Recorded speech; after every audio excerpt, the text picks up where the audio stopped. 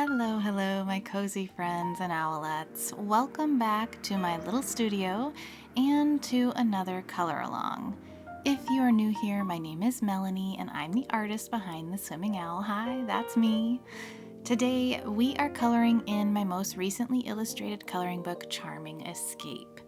If you don't have this book yet, you can get a printed copy or digital download copies from my website or my Etsy shop, and the links are always below.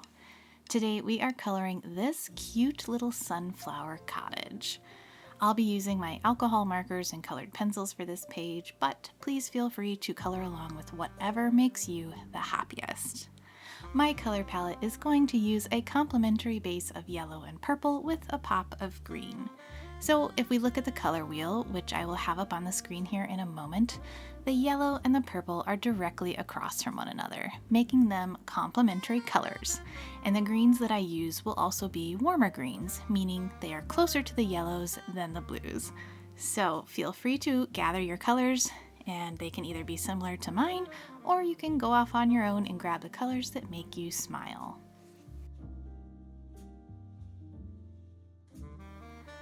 So before I jump into my coloring technique and happy chatting though, I wanted to take just a moment for something a little more personal. And I know not everyone may be in the headspace to hear something sad right now. Believe me, I get it, and I know things are heavy enough as it is right now. So if you'd prefer to mute me for just a moment, I completely understand. I'll put a note on the screen when I am back to talking coloring business and happy talk. So, I've been away from YouTube for a little over a month now, and part of that was planned. We took a special trip so my daughter could spend time with family, and I also celebrated my 35th birthday. But the rest of that time off was unplanned and honestly really hard. I unexpectedly lost my beloved bird Promise in a really traumatic way. She was 20 years old, which means she has been with me for over half of my life. And if you've been around here for a while, you have probably even heard her chirping or squawking in the background of my videos. I'd even started mentioning her in my voiceovers because she was always a part of my creative space. And now that she's gone, it's just been a lot to process and honestly really difficult to even make this first voiceover without her talking to you all as well. So anyway, if you stuck with me through this for a moment, thank you so much for listening, and I just wanted to let you all in on where my head and heart have been. And I also wanted to say that if you've ever loved and lost a pet, I see you, and I am sending you a big, gentle hug. All right, deep breath. And let's get back to coloring something sunny and cozy together.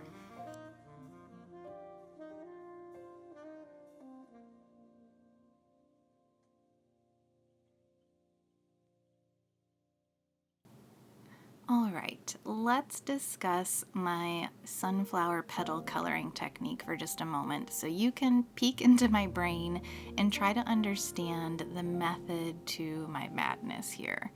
You have probably seen by now that I've chosen 3 different colors for the petals: a kind of pinkish yellow, a light yellow, and then a sunflower yellow. The marker is literally called Sunflower, so I figured how could I go wrong with that one?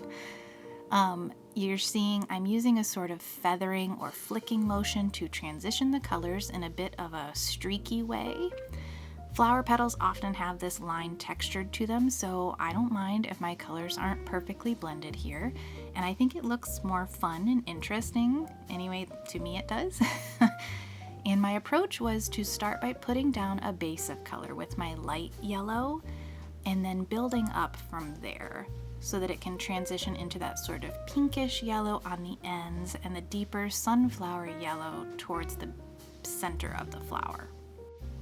And after I put down that base of light yellow and then came back in with the pinkish yellow, I came back over the top again with the light yellow and then to the sunflower yellow. So I'm doing a lot of layering and I'm putting quite a bit of ink down onto this page. And so the color's definitely bleeding just a little bit outside of the petals. And again, I don't ever worry about that. But if it bothers you, if you're gonna be layering a lot of marker, just make sure you kind of plan ahead for that and don't go right up to the edges of your lines. Give it a little bit of space to move. But that was my approach for these petals, and I decided because I needed it to be layering so much in order to get any kind of blending, I only worked on 2 to 3 petals at a time. That helped me keep that ink kind of wet as I was building up and layering the color. So that's the method to my madness here. Don't feel like you have to do this in the same way that I am doing it. I am sure there are more than 100 ways to color a petal with 2 to 3 colors and get different results. You could also use completely different colors because sunflowers come in a wide range of colors, or you don't even have to make it look like a sunflower. So just wanted to share with you how I am attempting to color these. The other tool you could utilize would be the colorless blender marker, but when I tried that on my sample sheet to the left, I wasn't happy with the texture it was creating, so I decided to skip the colorless blender for this one. But that definitely could be a good tool if you want a more blended or seamless look from one color to another. With a lot of practice, you can get that to work really nicely.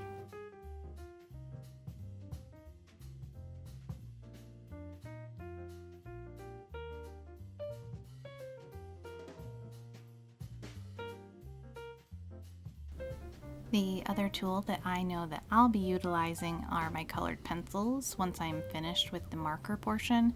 And so I know that I always have that in my back pocket for fixing any transition areas that I don't really love. And I knew for sure I was going to be layering colored pencil on these petals to up the vibrancy of them and create lighter and darker areas and also more texture. In case you cannot tell, I love texture in my artwork. I don't like it to look flat. So yeah, colored pencils, have that tool in my pocket and I will absolutely be using it once I'm done with all of the marker. So while I finish up all of these petals, I thought maybe I'd give you a fun little update on my garden as some of you requested that. So here are some quick little videos of how it looked up until yesterday basically, because I was gone for over a week and during that time there was not only a heat wave but then a major storm and that all took its toll on my garden. And so up until yesterday it really looked like chaos basically. And to be fair, I am a chaos gardener anyway, so it's all good. But basically, I needed to do some major weeding, trimming, and even some watering. And sadly, the 1 week I was gone was also the 1 week when all of my peonies bloomed and looked their best, like at peak. However, I managed to get like maybe 2 bouquets worth of flowers that, even though they were right near the end, they were still able to hold up in a vase for a couple of days. Quick side note, this is what the marker is currently looking like as it dries. It's a bit more streaky than I was imagining it would be, but I still think it actually looks pretty on par with the sunflower. Just wanted to give you a peek at what it looks like because it might be kind of hard to see when it's pulled back while I'm coloring. Okay, so if you don't mind, back to talking about my peonies for a moment. So I wait all winter for those to bloom because it gives me such joy and just makes me so happy to see all of those colors and just how gigantic they are. Like literally half of them are larger than my face when they bloom and you just can't not smile when you look at them. So I was very, very, very, very sad to have missed that. It's one of the things that literally keeps me going in the dark of winter knowing that those are coming. Anyway, for the ones that I was able to get in a bouquet, I managed to save some of their petals because I was starting to see that you could use those petals for different things like tea and jellies and bath soaks. And I'm curious if any of you are peony gardeners and if you know much about this. And if so, would you be willing to share your knowledge below in the comments? Like, do you grow peonies? If you do you do anything special with them? Especially with the petals, I would love to know. Or do you have any expert tips for how to take care of them? So far, I'm still learning, like very much still learning. So far, what I do is after they bloom, I trim off where the flowers were to help support the plant so that it can grow more like in its roots and everything. Is that the correct thing to do? Again, still learning. I'd appreciate anybody's advice if you know anything about growing peonies. They make me very happy and I would love to see them just take over my garden. The last update I have on that garden is I told you before that I decided to try putting actual flowers in next to my vegetables, and so far that appears to be maybe helping, I think. And if it's not helping, it definitely looks beautiful, so that's a win. It's definitely nice to look over and it not just look like planters full of insane weeds and greenery. There's amazing pops of color over there now, so for that reason alone, I love it, and I'm gonna do it again and again and again. Okay, wait, one last thing, and then I'll stop talking about my garden. So sorry. Chamomile. I am growing chamomile this year. I've tried it in the past but didn't know what I was doing, and I didn't bother to research. I just gave up on it, which I know, pathetic. This year I'm doing better. I actually researched what to do, and I have now harvested 3 times off of my chamomile plants and dried the flowers so that I can have chamomile tea that I grew in my own garden. I'm very excited about it. It's bringing me a lot of joy, and just having that like tactile, very simple task that you just go and you pluck the little flowers off the tops and collect them. It's soothing, it's easy, I've been really enjoying it, and I'm very excited to be able to have my own chamomile tea because it is something I like, especially on dark, cold nights. It's just really soothing. So to know that I made it is going to be even more special.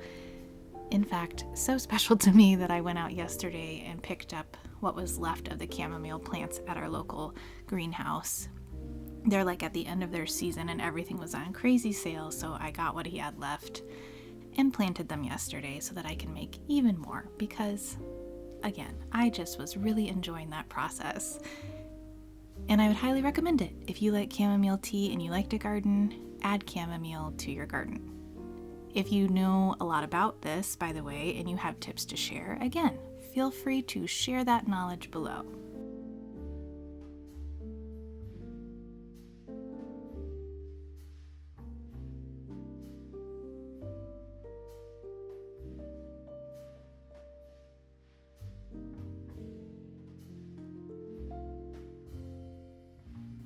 Alright, so back to some kind of artsy related topics.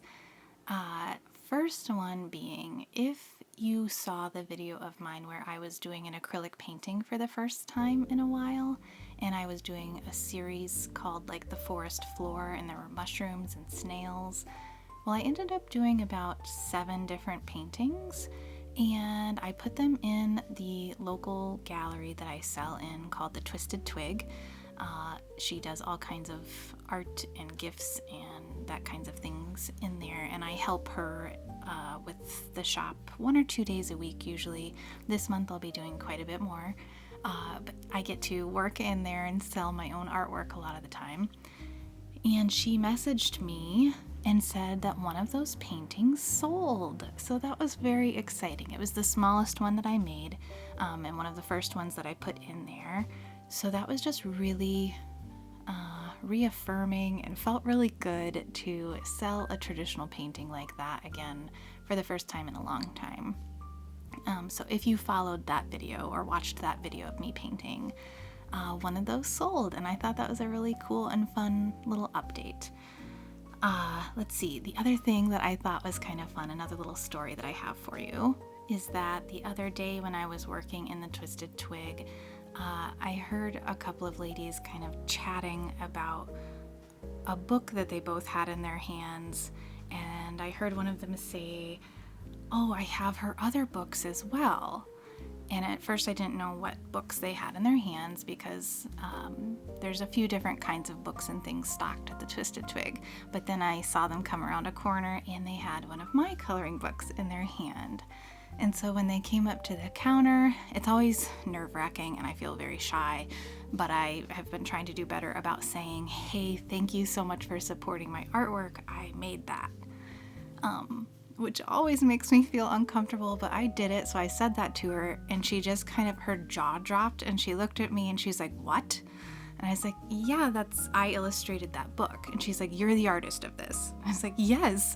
And it was like hard for her to believe that we were, I don't know, meeting, I guess. And she goes, "I have your other books too. I had no idea." And she's not from town, she's visiting, so I think she said that she visits here every summer though, and that's how she found my other books. I don't know. But to have a moment like that with someone that doesn't know who I am, but they love the illustrations that I create, the books that I create, really fills my heart with so much warmth. And to know that it was bringing her so much happiness to have my coloring books, it just, oh my goodness, such a good feeling. And it made me feel really proud and made me feel a renewal in my urge to keep going. It's not easy putting your own books out into the world. It is such a long journey. There's so much to learn, but it is so rewarding to do. And so I just wanted to share that cute story with you, that these two ladies picked up my book, were talking about me without realizing I was there and listening, and they were saying such sweet things, and then I introduced myself, and because of that, then other people in the store were coming over and they were like, "Wait, who are you? What do you do?" And so it was just worth it. It was worth it to put myself out there and say that and have that moment with those people, and yeah, I feel really proud. I can't even explain to you how rewarding it is to meet people in the Twig that either know who I am, somehow maybe they've seen me on social media or seen me on YouTube or have gotten one of my books somehow, some way, and then to actually be brave enough to introduce myself and talk to people about my work. And then just to hear their feedback is always so rewarding. And it's the same here on YouTube.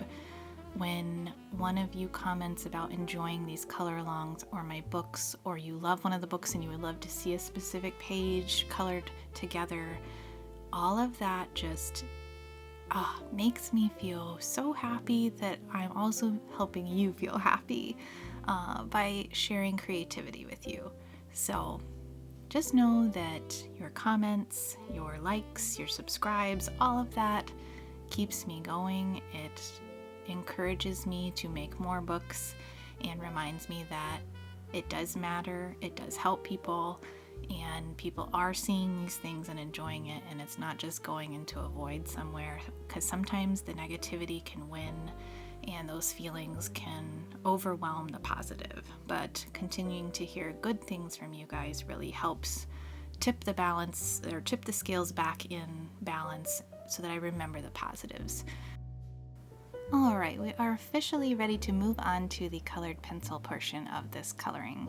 So I let the page dry completely, and while it was drying, I picked out colored pencils that were similar to my markers. So basically kind of lighter and darker tones of the marker colors that I used, along with a few surprise colors just to make things a little extra fun, because I can't not include some of them sometimes because they are a part of my signature style basically at this point. You will see that I tested those colors out on my little scrap piece of paper to the right there.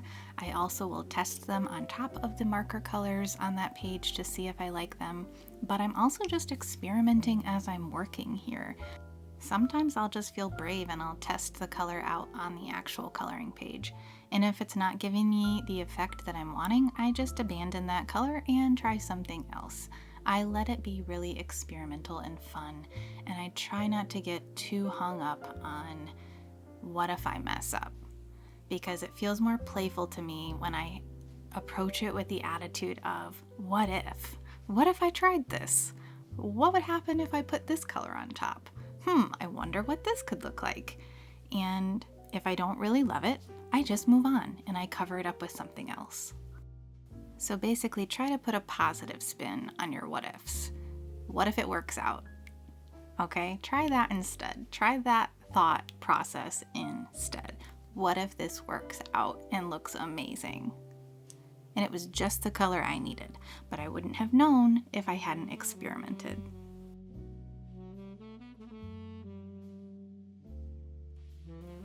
This really light pink color that I'm using right now was not the first color that I tried to kind of help this transition look a little bit better on the petals. I tried more of a peach color, which you can see laying next to that more orangey color on the right, and the peach color wasn't showing up well enough, so I said, okay, let's try something with a bit more color to it, something a little more pink, and this ended up giving the petals a really nice shade of pink at the ends of them, so I ended up really liking this to help that transition, where you can kind of see those streaky markers are maybe a little bit strong in that area.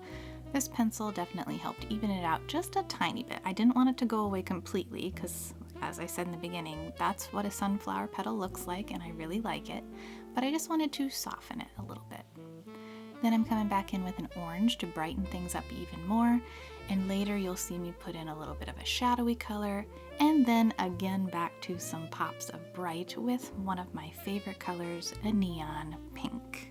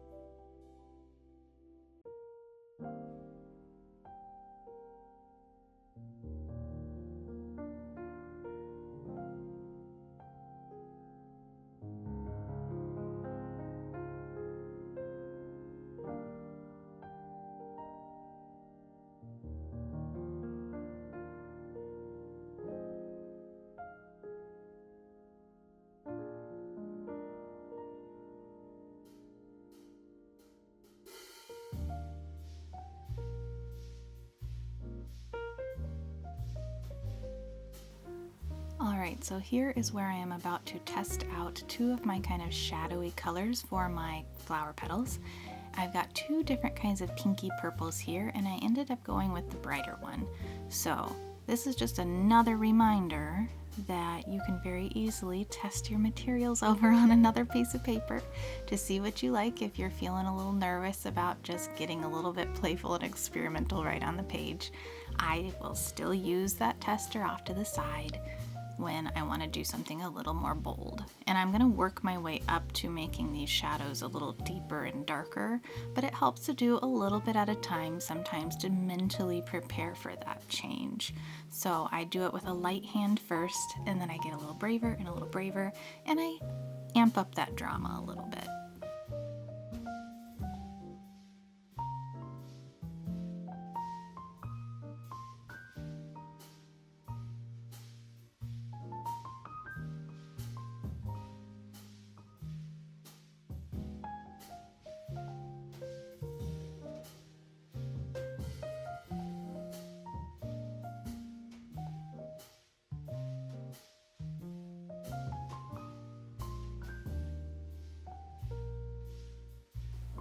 Alright, so this is going to be a kind of random shift in gears here for a second, but for whatever reason my brain is already starting to think about fall because I have to start planning that now, And one of the things that I'm looking forward to doing is doing color alongs inside my Whimsical Witches book, because it's the perfect fall, spooky season, Halloween book to color in during that time. And so I'm starting to kind of think about the pages I want to do. If you have that book or that download from my shop and you have a page that you would like to see me do, now is the time to tell me so I can start planning those videos. So if you have Whimsical Witches, let me know if there's a specific page in there that you would like to see a color along for so that I can add it to my list. There are also, I think there's like maybe 2 kind of fallish themed images in this coloring book as well, like the pumpkin and the acorn, so I'll probably do those as well and some color alongs for fall. But again, if you have any special requests for fall or the holiday season, let me know.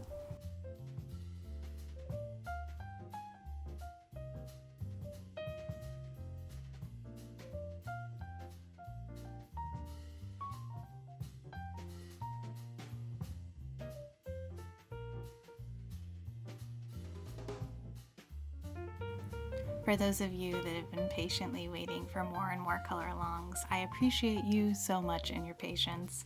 I did plan to have a lot more of these done, and I do still want to do quite a few more for the rest of this year. I did have one project pop up that I wasn't planning on this summer, and that was another picture book contract. So I was hired by a self-publishing author for her picture book, and so that is a really big project that's been taking up most of my summer work time.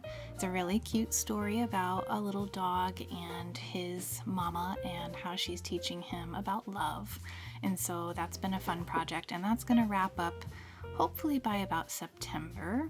And then around September, well, before September, I have to start working on this new project, but I can't announce it yet.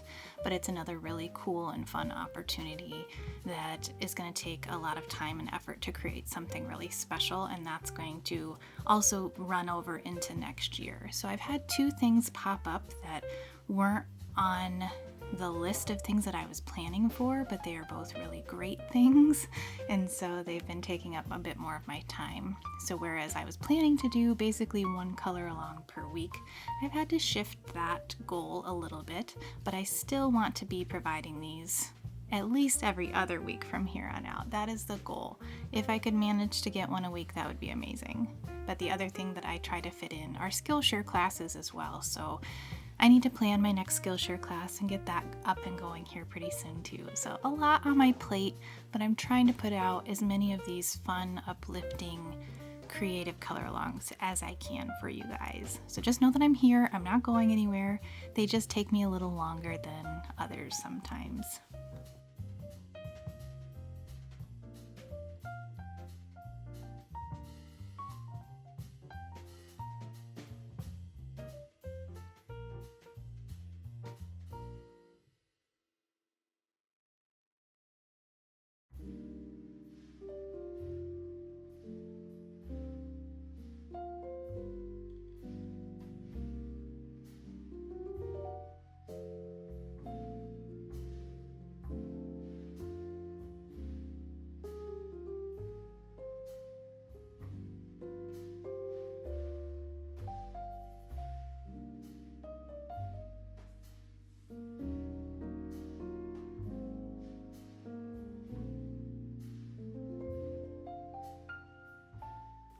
Okay, if you are not new to my color alongs, you knew this was coming. You knew the hot neon pink was coming, and here it is.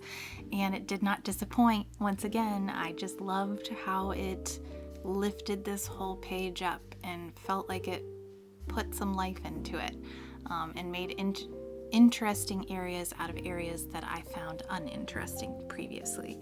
So you're probably not surprised to see this happening, are you?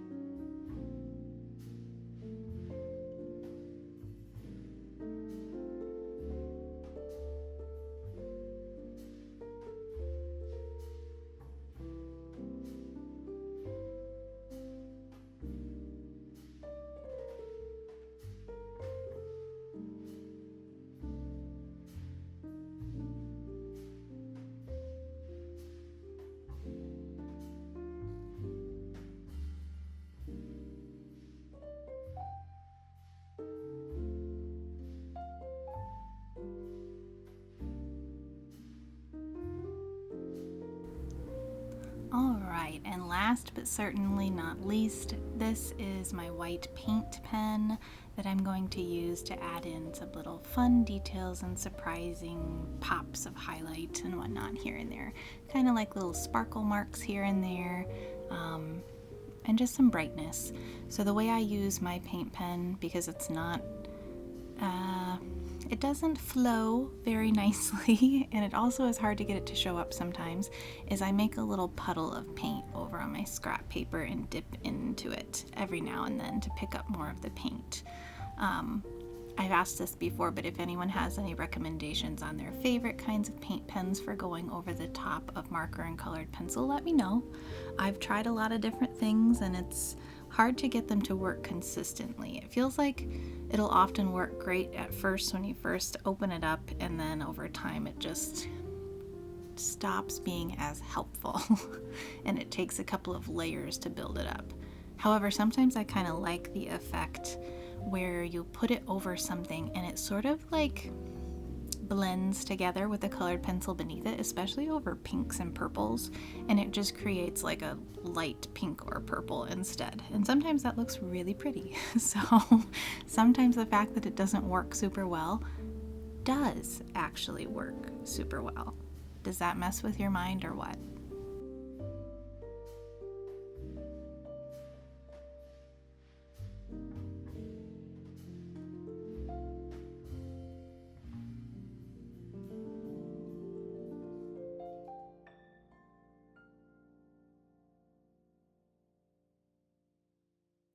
Alright, so I'm just putting in these last few little touches of white, and then I'm going to show you the back of the page versus the front. It's always kind of fun to see when you're using alcohol markers how the back looks.